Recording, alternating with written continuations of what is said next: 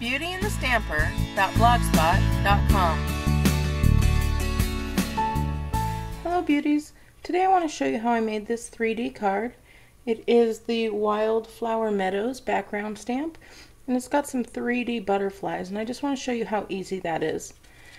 So what I've got here is 2 pieces of very vanilla cardstock, and then my card is in rich raspberry. So I'm taking my Wildflower Meadow background stamp. It's in the new case. Is that awesome? Okay, so I've got that out, and I'm just going to ink up my stamp here. Excuse me. So I'm going to get that nice and inked up.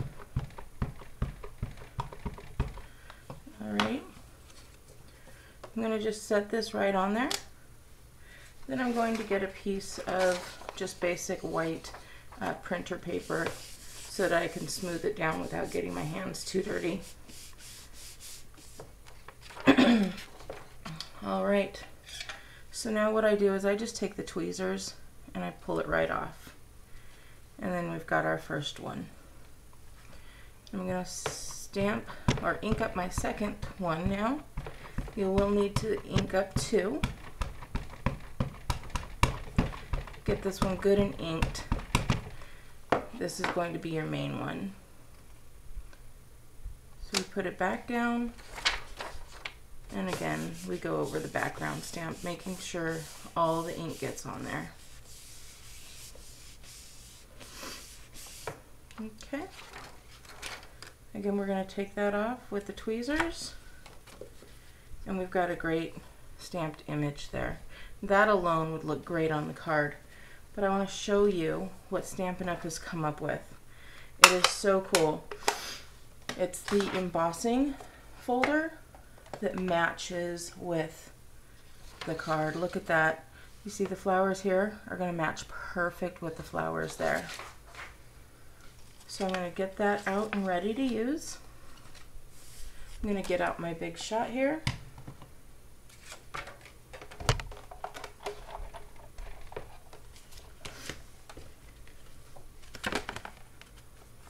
I'm going to make sure I got the right side. I want it to pop out.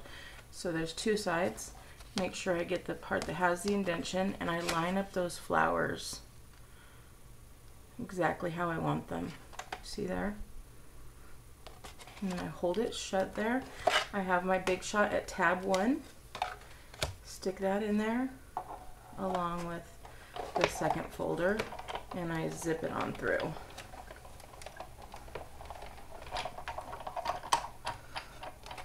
Okay, I'm going to take that out, and then I'm going to do the same to my second one. So I get that in there, line it up, stick it back in the big shot, and we're going to run it through.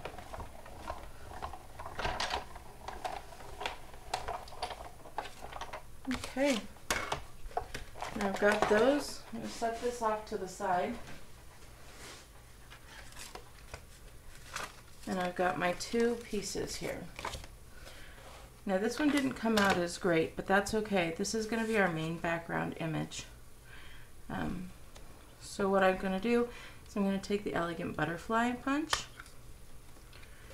I'm just going to start punching the butterflies out.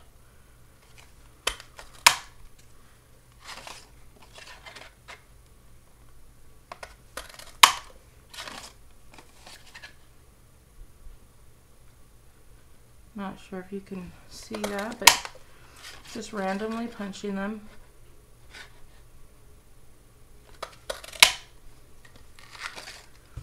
And then I need to get in there. So I'm going to punch out the parts that I'm not using, or cut, just tear off the parts that I'm not using. And I'll go ahead and punch another butterfly here.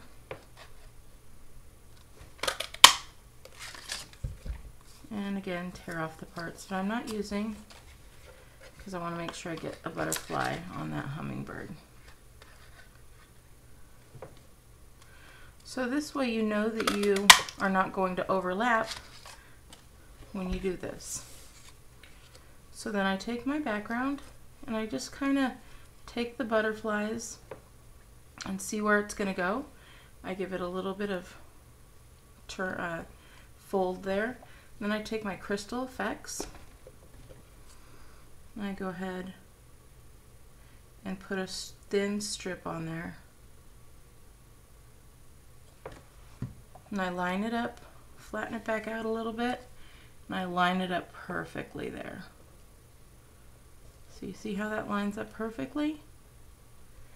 And then I go on to the next one. I find out where it is, line it up, again, put my crystal effects on,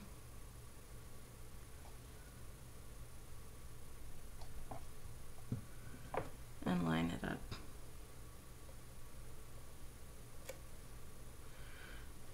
Now once they are all placed properly, I add some rhinestones here on the flowers, and then I lift the butterflies up after they're dried, just like this.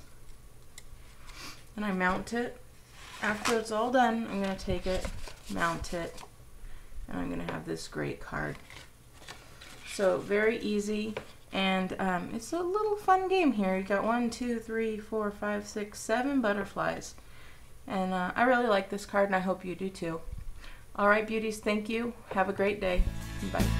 For more tips and techniques, visit BeautyandtheStamper.blogspot.com.